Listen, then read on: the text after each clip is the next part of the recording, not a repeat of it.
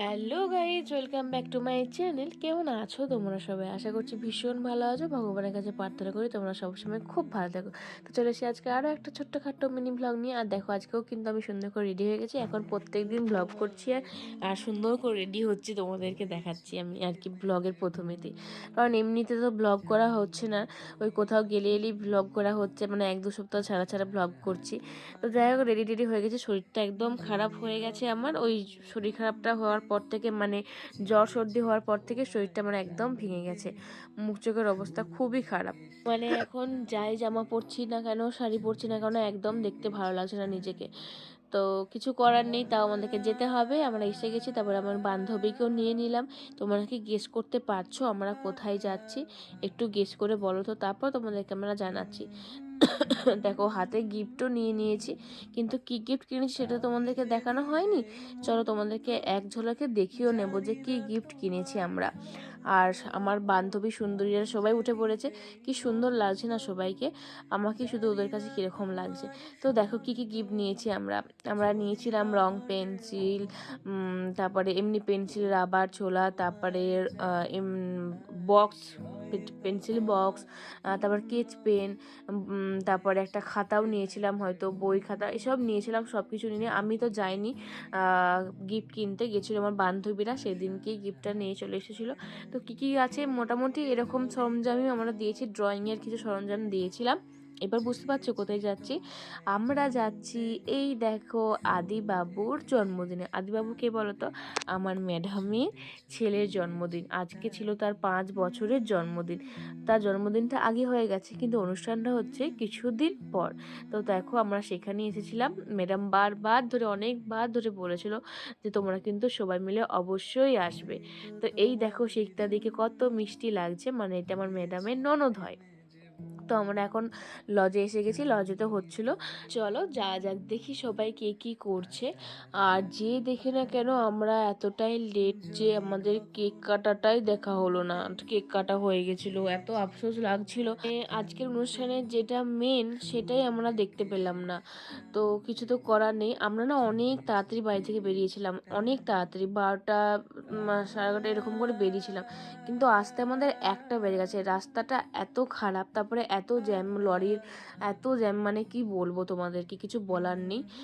সেই জন্য ম্যাডাম বলছে তোমরা তো অনেক তাড়াতাড়ি চলে এলে গো, আর একটু তো লেট করে আসতে হতো, মানে আর কি করে বলছিল আর কি।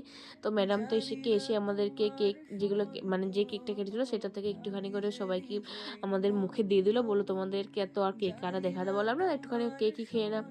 আর এই দেখো, আমাদের আদিবাবুকে কত মিষ্টি লাগছে। তোমরা ওকে কিন্তু ভরে ভরে আশীর্বাদ করো। ও যেন অনেক অনেক ভালো থাকে, অনেক বড় হয়, মানুষের মতো যেন মানুষ হয়, আর সারা জীবন যেন সুস্থ থাকে, ভালো থাকে। আদিবাবু আমাদের ভীষণ ভীষণ মিষ্টি।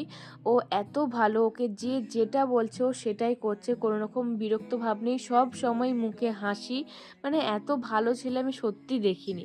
ঘরেতে কে কী করে আমার দেখার দরকার নেই, ওরকম দুষ্টুমি সবাই করে। ম্যাডাম তো বলে যে ঘরে তো দেখোনি, তাই বলছি ওরকম দুষ্টুমি সবাই করে। কিন্তু এই যে বিরক্ত ভাব, সবাই আসছে, গিফট দিচ্ছে, সবাই কোলে নিচ্ছে, ছবি তুলছে, ওর কোনো রকম বিরক্ত ভাব নেই।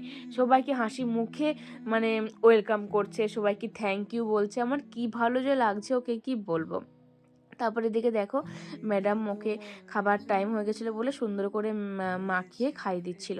কত কিছু রান্না হয়েছিল আজকে। মাছের মাথা দিয়ে ওখানে অনেক কিছু ছিল আর কি, ডাল টাল, এঁচোড় চিংড়ি, তারপরে মাংস, পায়েস, মিষ্টি, এগুলো তো ছিলই। তারপরে আমরাও কিন্তু খেতে বসে পড়েছি। আর তারপরে কয়েকটা ছবিও তুলে নিয়েছিলাম, ভিডিও করে নিয়েছিলাম।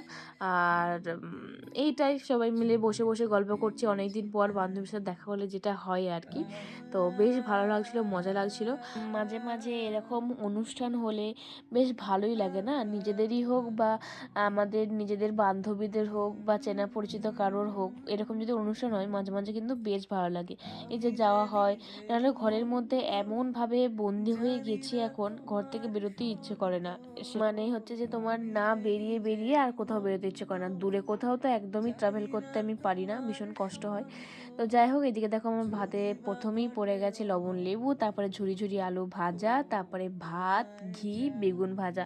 উফ, জাস্ট অমৃত অমৃত! কি যে খাচ্ছিলাম এই খিদের চোটেতে, মানে কি বলবো। প্রথমে ভাবছিলাম যে আর কিছুই নেবো না, এটা দিয়ে খেয়ে নেবো। তারপরে শাক ঘন্ট পড়ে গেছিলো। তোমাদেরকে কি বলবো, শাক ঘন্টটা জাস্ট মারাত্মক খেতে হয়েছিল গাইজ। আজকে রান্নাগুলো জাস্ট সেরা সেরা। অনেক দিন পর আমি মুখে স্বাদ পাচ্ছিলাম তো কিছু একটু একটু করে, তাই অনেক দিন পর সেরা খেয়েছি।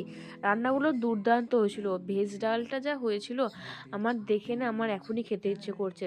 এঁচোড় চিংড়ি জাস্ট ওয়াও ওয়াও, কি যে ভালো লাগছিল! উফ, আর চিংড়িটা দিয়ে খেতে আহা হা হা, সেই স্বাদ সেই স্বাদ।